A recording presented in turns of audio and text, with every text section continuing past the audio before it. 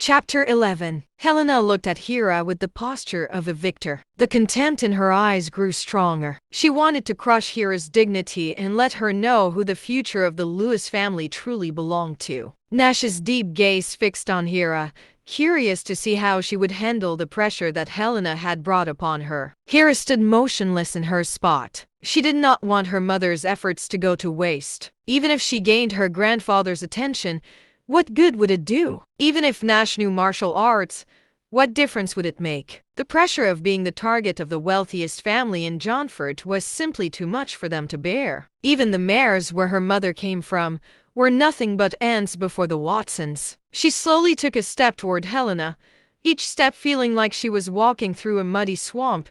It became immensely heavier. From the corner of her eye, she caught a glimpse of disappointment on Nash's face. Hera felt a bitter pang in her heart. Perhaps she should not have acted impulsively yesterday. If she had not proposed to marry Nash, he would not have come to the office today. He would not have to witness her being humiliated. It took Hera a full minute to walk 4 or 5 meters forward. Scotty gritted her teeth and said, "Hera, you can't kneel. Perhaps you can afford to lose your dignity, but what about Uncle and Aunt? Have you considered them at all? And Nash, do you want him to be unable to hold his head up in the entire Lewis family?" Her hysterical screams left her voice hoarse. Then she looked at Nash.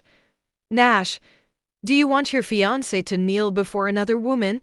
Are you still a man?" Nash remained calm, completely unaffected. He had only known Hera for a day. Whether she was using him to gain the family's attention or for other reasons, he still had an incomplete understanding. Moreover, since Hera wanted to take the lead, she had to learn to face pressure and dominance. If she could not handle even a woman, how would she face stronger business rivals in the future? Was she going to ask Scotty for help and consult her parents every time she encountered difficulties? Judging from the current situation, Hera seemed to have compromised. Nash walked outside in silence. He was unwilling to witness Hera kneeling down. Just as Nash passed by Albino tilted his head and looked at Nash, sneering.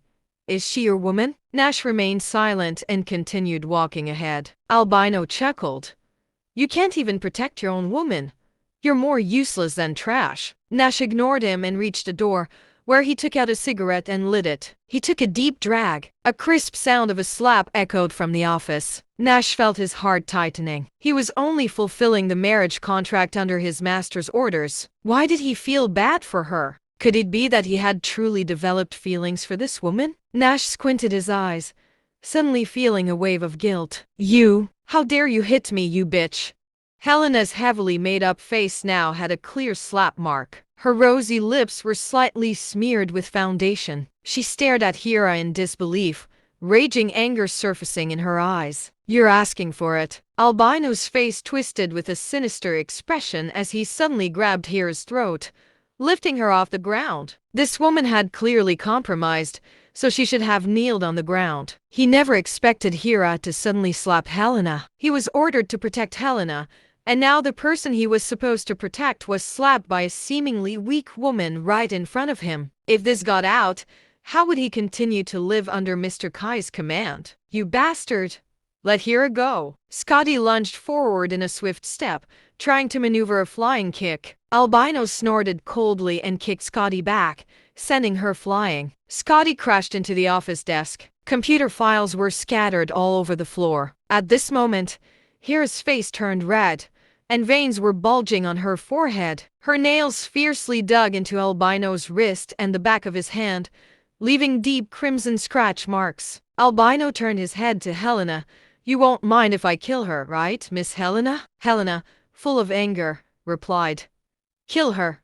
Kai will cover our backs." Upon hearing this, Albino increased the strength in his hand. However, in the next second, he found all his strength dissipating. At some point, another hand appeared on his wrist. Nash had a cigarette in his mouth and used his other hand to strike fiercely. A palm strike made Albino release his grip on Hera. Hera fell to the ground, stumbling toward the floor. Nash extended his leg and supported the back of Hera's neck. Then he gently placed her on the ground. Albino looked at Nash in disbelief. Who Who are you? Nash blew a smoke ring and plunged his severed right hand into his right shoulder. Blood splattered everywhere. It was a gruesome sight. Oh! Albino let out a horrifying scream. His face twisted in pain. Nash's knee then struck Albino's abdomen, completely destroying his navel region before forcefully throwing him toward the window. The window shattered, and Albino fell from the third floor onto the hard floor. After struggling a couple of times while hunched over, he lost consciousness. Helena was dumbfounded. She stared blankly at the bloodstains on Nash's face while trembling with fear. No! 30 seconds later, she screamed and ran outside. Nash flicked the cigarette butt and used his finger to flick the shattered window fragments away before walking toward Hira, who sat on the ground in a daze. He did not expect such a twist in the outcome. Hira, who had seemingly lost all courage, actually slapped Helena in the end. This indicated that she had overcome her fear of Helena. Nash felt satisfied in his heart. He slowly extended his right hand, which was still stained with blood. Hira looked up at Nash and placed her hand in his palm. He pulled her up forcefully and said with a faint smile, "Congratulations on breaking through yourself." Hira lowered her head and cried, "How can you still smile? We might really end up sleeping on the streets." She knew very well what her slap meant. Helena would surely have Kai stop the collaboration between Drake Group and Baroque. As a result, Baroque would go bankrupt next month. Seeing Hira in tears, Nash found her pitiful. He gently pulled her into his embrace and softly said, "With me by your side, you won't ever sleep on the streets." Hira hesitated for a moment, then looked up at Nash and asked, "Really? Well, I can take you to sleep in motels." "You're so annoying." Hira clenched her fist and punched Nash in the chest. In the corner, Scotty emerged from a pile of documents, grinning and saying, "I almost broke my waist, and you two are still in the mood to flirt around." Hira immediately left Nash's embrace and ran toward Scotty, asking, "Skade, are you okay?" "Ha! I won't die so easily." Scotty leaned against the wall and bent her waist. A cracking sound came from her body. In an instant, she broke out in a cold sweat on her forehead. At the same time, a gleam of determination flickered in her eyes. Albino was at least a stage 9 expert. However, in Nash's hands, he did not even have a chance to retaliate. Nash was lethal with a single move. Who exactly was this guy? Hira took out her phone and made a few calls. Soon, members from the maintenance and environmental departments came to clean up the office. She took Scotty to the medical room to treat her injuries. Nash walked to the corridor and dialed Chatty Sky's number. "No wonder I was woken up early this morning by magpies chirping, so Nash was going to look for me. Do you know about Drake Group?" Nash quickly interrupted Theo's words. This guy just could not stop being chatty. Chapter 12. Johnford's Drake Group. "Yeah. That's the new energy car company my grandfather invested in and created years ago. He didn't want it anymore, so he handed it over to my father-in-law. If you're interested, I can have my father-in-law give it to you." "No, I just need Drake to support Baroque Group," Nash said indifferently. "Understood." Nash hung up the phone and returned to the meeting room. Hira happened to come back with Scotty. Looking at the few new band-aids on Scotty's face, Nash could not bear it and said, "I think you should go home and recuperate for a while." Scotty's stage 4 power was simply too weak. That albino guy was probably at stage 9. Since he killed albino, the Watsons would definitely not let it slide. After all, they were the top wealthiest family, and they might even bring forth some grandmasters. With Scotty's power, even self-defense would be difficult, let alone protecting Hira. Scotty looked at Nash with caution and said, "What? Are you already sending me away so soon? You don't trust me to protect Hira?" If Nash had acted a bit earlier, she would not have been beaten to a pulp. She could not trust Nash with Hira's safety. Nash smiled and said, "From now on, I'll be responsible for Hira's safety." "You?" Scotty looked at Nash with dissatisfaction. "I don't believe you'd." "Suit yourself. You've seen it too. The assassins who attacked Hira yesterday were professional killers. The bodyguards around Helena now are all stage 9s. With your strength, you can't protect Hira at all." Nash put his hands in his pockets and said in a casual tone, "Don't underestimate me. Our martial arts association also has stage 9 grandmasters. Skate, why don't you go home and rest for a few days? Come and protect me when your injuries have healed. Hira helped Scotty tidy her hair and gently persuaded her. Boo-hoo! Do you dislike me now? Scotty, pretending to be dramatic, cried with a touch of grievance in her voice. I don't dislike you at all. When I saw that you got injured, I felt hurt too. Hira held Scotty's hand and explained. Fine. Scotty stopped crying and then stared at Nash, saying, Take good care of Hira. If I see that she's lost weight in a few days, I'll bring the entire Martial Arts Association to hold you accountable. In the CEO's office of Watson Group, Helena sat on the sofa and cried aggrievedly. The young man sitting on the office chair was on a phone call. Upon hearing the news of Albino's death, he only frowned slightly.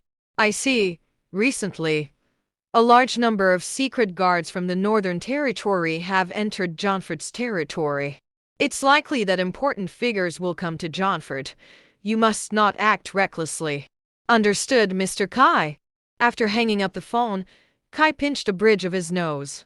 After a moment, he looked at Helena again and asked, Are you sure Albino didn't even have a chance to fight back? Helena nodded, choking up as she said, I'm sure.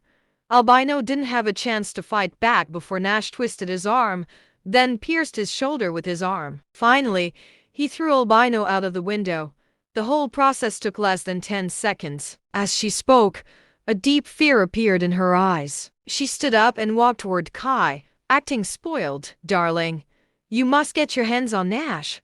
I want him to suffer. What's the origin of this Nash guy? Kai frowned. He had spent a lot of money to hire 10 experts, and any one of them could take on 30 Special Forces soldiers single-handedly. Plus, Albino had won the International Mixed Martial Arts Fighting Competition 3 times consecutively. Being able to deal with Albino in 10 seconds indicated that this person's strength was unfathomable. He's just a country bumpkin who came from the countryside. He came to my house yesterday, dressed like a beggar. Helena worried that Kai would be jealous, so she did not dare to mention that Nash almost became her fiancé. There are talents among the common folk. You should stop underestimating people. Kai glanced at Helena indifferently. Come on, I got it already, darling. Drake Group wants to cooperate with Baroque. You must help me stop them. Helena wrapped her arms around Kai's neck and whispered in his ear. Kai embraced Helena and spoke in a magnetic voice. You're my woman. Of course, I'll help you. But you have to give me a kiss first. Helena blushed and kissed Kai with her hand around his neck. In Baroque's subsidiary, Hira really did not know what position to assign Nash. With Yates Group out of the picture and the hope for collaboration with Drake Group basically shattered, the company would soon face layoffs. Didn't a few security system maintenance engineers just resign? I think I can handle this position. Nash lazily sat on the sofa, lifting his eyelids slightly as he looked at Hira, who had a troubled expression on her face. What? Hira was initially taken aback, then she furrowed her brows and said, You mean a security guard? She had not realized that Nash had a witty and humorous side to him. But you're my fiancé. If I make you a security guard, what will others think of me? Besides, you're so skilled in martial arts and even have medical skills. It would be a waste to make you a security guard. Hira propped her face up with both hands and said helplessly. Nash smiled and continued. It's settled then. I'll be your driver and part-time security guard. Consider my salary as repayment for the money you spent on buying clothes for me. Hira flipped through the resignation application forms that had been sent by the HR department, and her gaze stopped at the word security manager. The position of security manager is also vacant. You can take up that role, and you'll be responsible for the security projects of the entire company. The monthly salary is $1,200. Oh.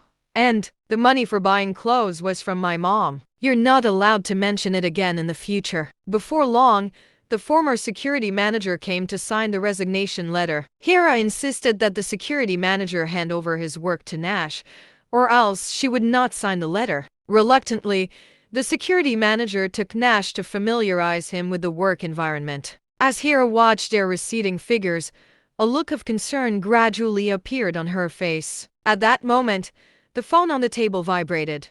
It was a call from her mother. Hira immediately became nervous and took a while before she gathered the courage to answer the phone. Mom, has Grandpa's condition improved? Is Nash there? He just went out. What's wrong? Your grandpa has been unconscious since last night. He was brought to the hospital this morning and diagnosed with advanced stomach cancer. He kept calling Nash's name while unconscious. You need to bring Nash to the city hospital as soon as possible, Lauren said with a heavy tone. Stomach cancer? Advanced stage? Hira widened her eyes in disbelief. Weren't the previous hospital visits for regular stomach problems? How did it suddenly become advanced stomach cancer? Lauren sighed. Mr. Dean was your grandpa's comrade when they were young, and he told us your grandpa hid his condition from us to avoid worrying us. Hira felt as if all her strength had been drained, and her phone slipped from her hand onto the office desk. Although her grandpa had always valued Helena, he was still her grandfather. Advanced stomach cancer was tantamount to a death sentence. Regaining her senses,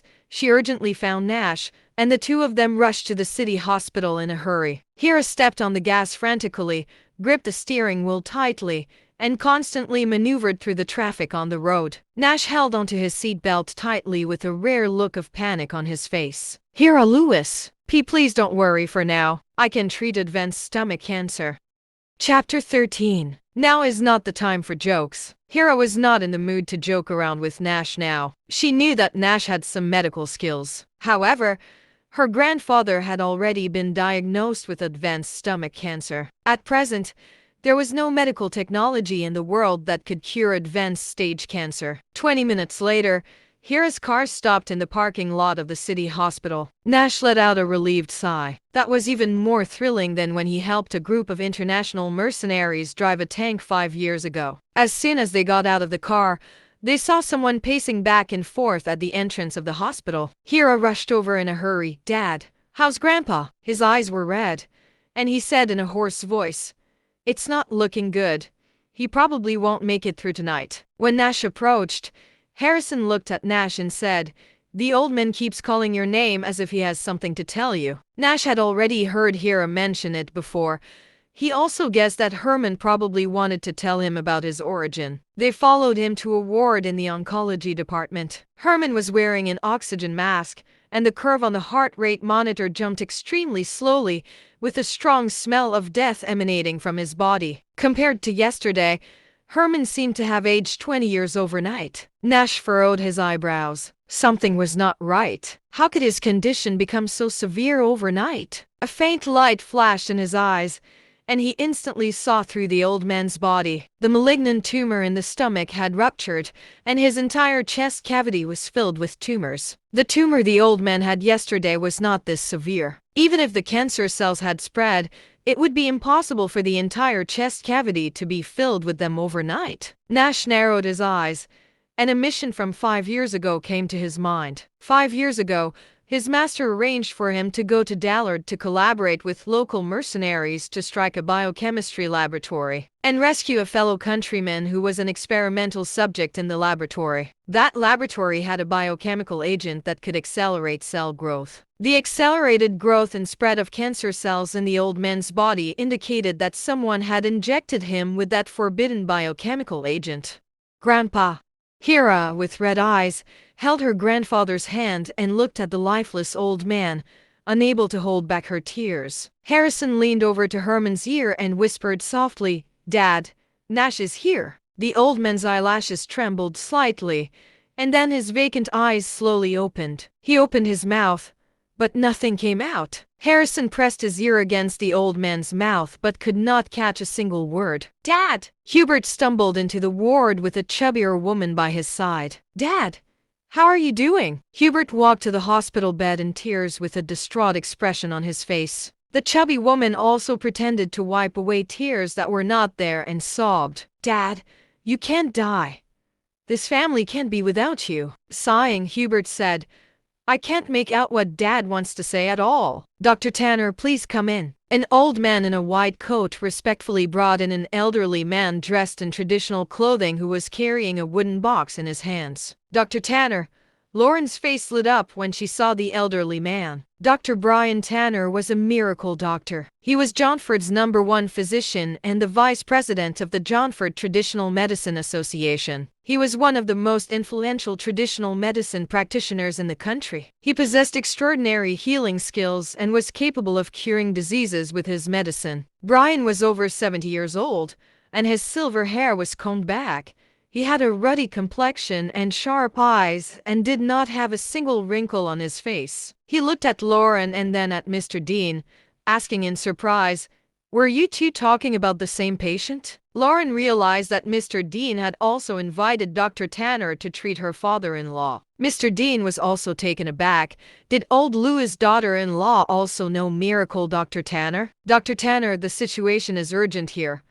Please help me take a look at my father's condition," she pleaded with a mournful face. Brian walked to the bedside, opened the old man's eyelids to take a look, and then grabbed his wrist to check his pulse. After a moment, his brows furrowed. As soon as he frowned, the hearts of the Lewises and the others also hung in suspense. Nash looked at Brian and felt like he had seen him somewhere before, but he could not recall it for a moment. After all, since the age of 13, Nash had been sent out by his master to earn money. Over the years, he had traveled far and wide and encountered countless people. "You should prepare for the funeral arrangements." Brian shook his head and sighed. It was terminal cancer. In today's world, apart from his master's master, there was no second person who could cure it.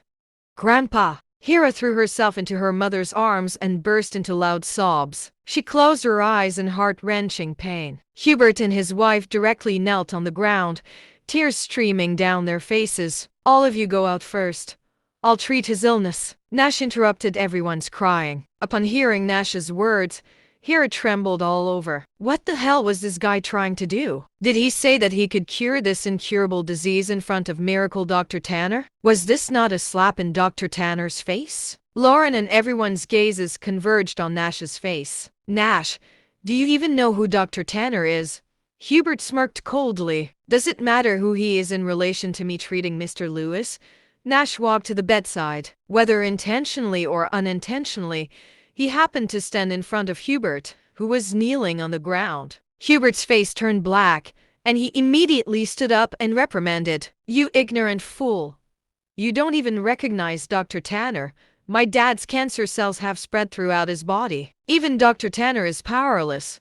How does a country bumpkin like you dare to speak so arrogantly?" Brian casually glanced at Nash. "Let him give it a try. Maybe he's some hidden master." It was not that he looked down on people, but this man was too young, and the patient's cancer has already spread throughout his body. Apart from his master's master, who was comparable to a terrestrial immortal, there was absolutely no other person in the world who could treat this. Mr. Dean frowned. "Who is this young man? Why have I never seen him before?" He's my son-in-law, Nash." Harrison introduced him with a red face. What was this kid doing? Even if he wanted to boast about his medical skills, he should not do it in front of Dr. Tanner. "Is he studying medicine?" Mr. Dean asked again. "I don't know either." Harrison lowered his head, his voice becoming more and more uncertain. "Isn't this just nonsense then?" Mr. Dean snorted coldly and looked at Nash. "Young man, you'd better leave. You're not welcome here." It was with great difficulty that he managed to hire Miracle Dr. Tanner, and this kid offended him with just a few words. It might not be so easy to invite Dr. Tanner again in the future. "I don't feel like wasting time with you all." Nash glanced lightly at Mr. Dean, then took out a cloth bag full of patches from his trouser pocket. Upon slowly opening the cloth bag, the inside were 2 rows of snake-shaped needles of varying lengths. The moment Brian saw these snake-shaped needles, his pupils suddenly contracted, and he felt as if he had been struck like lightning. There were 24 of them. Were they not his Grandmaster's divine needles? Such youthful arrogance, looking down on everyone. "Linda, go call security and kick him out." Mr. Dean was furious. Immediately, a young nurse behind him started to head out. "Wait!" Brian tremblingly stopped the young nurse from calling security. If this person possessed the divine needles, he might be the descendant of his Grandmaster. Should he address him as his Grandmaster? Mr. Dean frowned. Dr. Tanner, this. Brian was already drenched in a cold sweat, his mouth dry and his tongue tied as he said, Let him give it a try. Chapter 14. Divine Needles.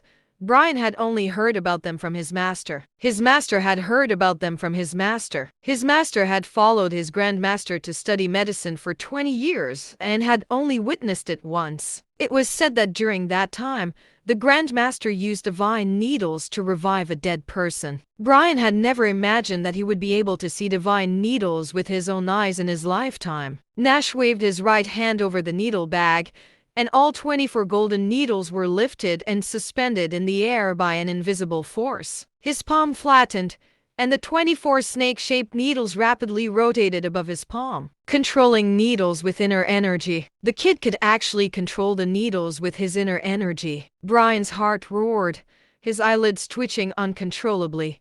His throat felt like it was being scorched by a raging fire. Even his master had not learned how to control the needles with inner energy, and this young man in front of him had already mastered it. He could now be certain that this person was the Grand Master's descendant. Nash controlled the needles with his right hand and flicked his left finger. A golden needle, like a living small golden snake, swam irregularly toward Herman's chest. The needle pierced the middle of Herman's chest and trembled slightly. Next, Nash continuously flicked out one needle after another. All 24 golden needles were pierced into Herman's body. All the needles trembled, generating heat and stimulating the trigger points. Cancer was one of the most difficult and incurable diseases, and only the divine needling technique could cure it. Divine needles looked like gold, but they were not. Even so, Nash did not know the exact material. He only knew that divine needles could effectively kill cancer cells. Having the property to kill cancer cells alone was not enough. It was also necessary to precisely control the divine needles and target the corresponding points. The 24 golden needles varied in length, resulting in different levels of heat and therapeutic effects. In summary, the divine needling technique was extremely complex, and even with his exceptional talent, it took him a full 6 years to thoroughly master it. It's incredible. I never thought such a mysterious method existed in the world. Mr. Dean widened his eyes and muttered to himself. The hospital also had a traditional medicine department, and he often saw experienced doctors in the department using dry needling and moxibustion to treat patients. Nonetheless, he had never seen such peculiar methods of dry needling. Even so, Mr. Dean still had some doubts. Was there really a miracle doctor in the world who could cure cancer patients? See, this was a terminal illness that even miracle Dr. Tanner was helpless against. If he could really succeed, it would surely cause a sensation in the entire medical and scientific community. Hera's beautiful eyes were fixed on Nash's slender figure, and she whispered softly, "He wasn't lying to me. He can really cure Grandpa's illness." Lauren tightly gripped Hera's arm, her pitch-black eyes shimmering with brilliance. She had not misjudged Nash.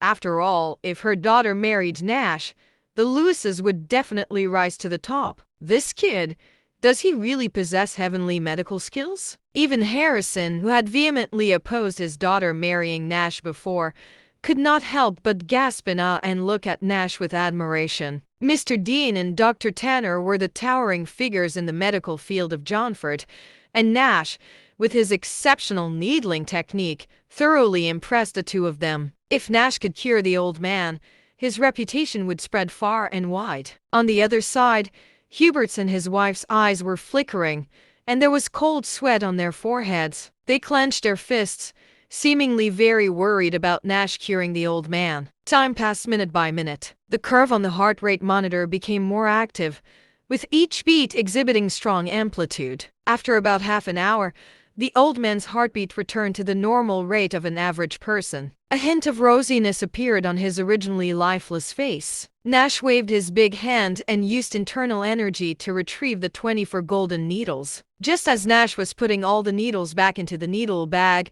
the old man on the sick bed suddenly spat out a mouthful of blood. The oxygen mask was stained with a reddish-brown color, and fragments of flesh could even be seen. "Grandpa! Dad!" The faces of Hera's family turned pale, and they anxiously surrounded him. Seeing this, Hubert breathed a sigh of relief, and a cold smile crept onto his lips. Thinking that he can cure advanced stage cancer, does he really consider himself a reincarnation of God? Nash, what did you do to Dad? The chubby woman walked angrily to Nash's side and shouted. She did not attend the family meeting yesterday, and after hearing that Grandpa had bought Nash and Hira a villa in Royal Bay, she could not sleep all night. Seeing Nash, she felt intense anger rising within her. All that blood and rotten flesh are dead cancer cells and tumor fragments. Grandpa is fine now. He just needs some rest and he'll wake up. Moreover, the accelerated spread of the cancer cells in Grandpa's body was caused by someone injecting him with some kind of biochemical agent. Nash's sharp gaze swept toward Hubert. Apart from Hubert, he could not think of another suspect. What do you mean? Hubert felt the chill in Nash's gaze, and his muscles involuntarily tensed. The chubby woman could not contain her anger and said, "You bastard! You actually suspect Hubert of poisoning his dad?" Nash narrowed his eyes, looked down at the chubby woman, and coldly said, "Watch your mouth. I'm only warning you once." The chubby woman took 2 steps back, clearly overwhelmed by Nash's aura. Brian furrowed his brows and looked at Lauren, asking, "Madam Mayor, when did old Louis' condition worsen?" "It was probably around 4 or 5 o'clock in the early morning," Lauren replied. "So, were you taking care of Mr. Louis last night?" Brian continued asking. "The first half of the night, he was taken care of by Hubert and sister-in-law. The second half was, Hari and I took care of him," Lauren said coldly, pointing toward Hubert and his wife. If what Nash said was true, then it must be Hubert and his wife who had done something. Brian looked meaningfully at Hubert and his wife. The biochemical agent that this miracle doctor mentioned does exist, and once injected into the body, it takes effect within 4 hours. From the time the agent takes effect to the complete spread of the cancer cells, it should take about 5 hours. So, Mr. Louis was injected with the biochemical agent during the first half of the night. As a well-known expert in the field of traditional medicine, Brian still vividly remembered the shocking experiment that had shaken the world. "You beast!" Harrison's eyes turned red, and he clenched his fist and swung it toward Hubert. The punch landed squarely on Hubert's cheek, leaving him disoriented and staggering back a few steps. He looked up and roared, "Harrison Louis, have you gone mad?" Since childhood, Harrison had always obeyed him unquestioningly. If he asked him to stand, he would never dare to sit. Yet today, Harrison dared to lay hands on him. "Not only will I lay my hands on you, but I will also kill you," Harrison pounced, seemingly wanting to vent decades of suppressed anger. Mr. Dean furrowed his brow. "Be quiet in the ICU." Hira quickly stepped forward to stop Harrison. Her eyes were red as she said, "Dad, please stop." Harrison halted his steps, angrily glaring at Hubert. He said, "Hubert, you'd better give me an explanation for this, or else it won't be over between us." As soon as he finished speaking, the door was suddenly pushed open by 2 well-dressed bodyguards. Helena entered with a dozen imposing men. "Uncle, what kind of explanation do you want?" Chapter 15. Helena stared coldly at Harrison. Her chilling tone caused the temperature in the entire ward to drop several degrees. Seeing his daughter bringing people with her, Hubert suddenly felt more confident and straightened his posture, saying, "Yes. What kind of explanation do you want? Did you give the agent a father?" If it were in the past, Harrison would have definitely retreated upon seeing so many people. But today, he showed no fear. His eyes locked onto his older brother as he questioned him. "I didn't. Yesterday, during the first half of the night, I was playing poker with some of our uncles. I thought Dad would sleep until the morning after drinking too much, so I asked Hannah to help take care of him." Hubert knew he was in the wrong, and his face turned red as he explained, not daring to meet Harrison's gaze. "Dad, why bother explaining so much? Let's just leave. I want to see who dares to stop you today." Helena coldly scanned the people in the room, and the bodyguards behind her bristled with aggression. These elite bodyguards were all arranged for her by Kai, each of them possessing formidable stage 5 strength. Helena approached Hubert and whispered, "Kai invited us to dinner tonight, so we need to hurry back and get ready. The overweight woman's eyes brightened. Mr. Kai has decided to meet us? Kai was the eldest son of Johnford's top family, someone they could usually only see on television or on their phones. Now, not only did they have the opportunity to meet in person, but they might even have dinner together. How could that not be exciting? Upon hearing that Kai wanted to treat him to a meal, Hubert also felt delighted and immediately said to Harrison, "Harry, we have something to attend to, so we'll leave first. Since your son-in-law is skilled in medicine, we'll entrust that to you guys." After saying these words, he walked out without looking back and followed his daughter. The old man had spent all his money buying the Royal Bay Villa, and he had very little money on him. With Cash Cow Kai as his son-in-law, why would he still need to fight for the family assets? At this moment, Brian had already walked up to Nash's side. He put his hand on his heart and smiled.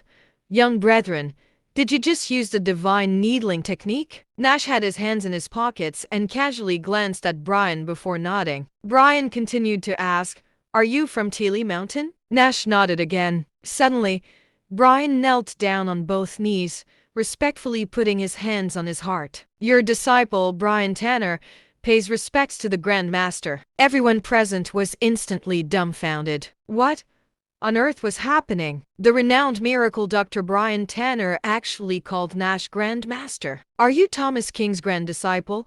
Nash lowered his gaze and asked Brian, who was kneeling in front of him. Before him, his master had taken in two other disciples. They were his two Marshall brothers. The eldest Marshall brother was Thomas King, born in the late 1900s. His medical skills were unrivaled in the world. He served as a royal physician in the King's court and passed away 6 years ago at the age of 125. The second Marshall brother was Francis Dunn. The master had only mentioned this name before, and every time he did, he would sigh deeply. Nash had visited the forest where his second Marshall brother used to live, and there were many old peachwood stakes and training equipment on site, indicating that the second Marshall brother must have practiced martial arts. "Yes, I grew up under Master King's guidance." Brian's eyes were slightly red. Master King's dying wish was to meet his junior Marshall brother and his master. "You can get up now." Nash stepped forward and helped Brian up, then sighed. 6 years ago, Master took me to visit my eldest Marshall brother." No wonder Brian looked familiar before. 6 years ago, when Master calculated that the eldest Marshall brother's time was near, he took Nash down the mountain to visit him. It was only after seeing them that the eldest Marshall brother passed away, having fulfilled his final wish. Mr. Dean took a while to recover his senses. It was no wonder this person possessed such heaven-defying medical skills at such a young age. It turned out he had a Marshall brotherly relationship with the renowned medical saint Thomas King. If they could keep this person in the hospital, Johnford Hospital would surely become famous. Thinking of this, he smiled and said, "I have a pack of well-preserved tea that I've cherished for many years. Why don't you come to my office for a chat?" Brian nodded in agreement. The chief of the hospital is known for being a master of tea ceremonies. The tea he's been collecting must have its unique qualities. However, Nash was unyielding and said, "I don't have time today.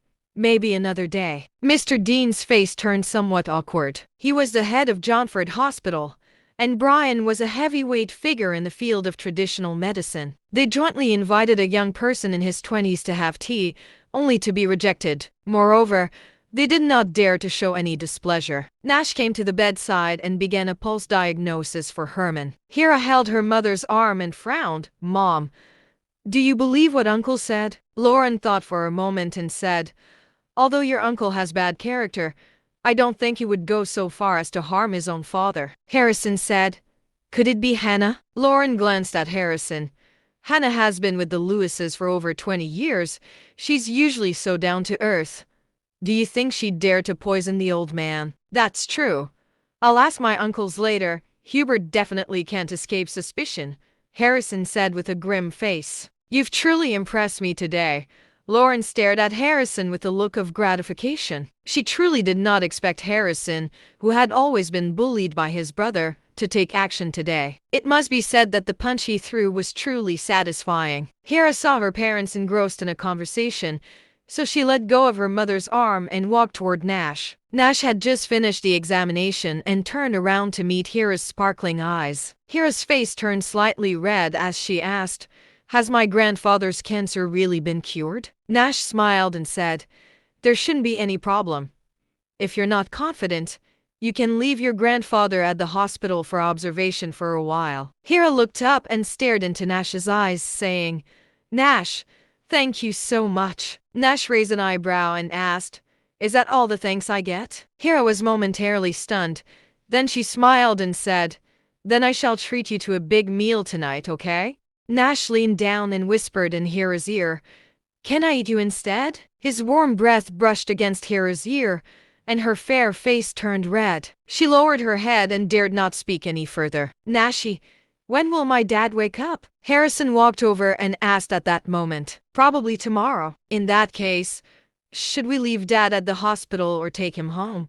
Harrison could not decide and awkwardly asked Nash for advice. "You should take him home for recuperation and also investigate who the culprit is." Nash could not quite figure out Hubert. When he was treating Mr. Lewis, Hubert seemed extremely nervous. He appeared to be worried that he would cure Mr. Lewis and expose something. However, when Hubert explained that he could not have poisoned him, he was extremely earnest, even showing a sense of grievance and anger in his eyes. Combining these 2 points, it could be inferred that Hubert wanted Mr. Lewis to pass away quickly, but was too afraid to personally administer the poison, so he found someone else to do it. That woman, Hannah, who was pushed forward by Hubert, was unlikely to be the culprit either. Thinking of this, Nash suddenly looked up and said to Harrison, "Hannah is in danger."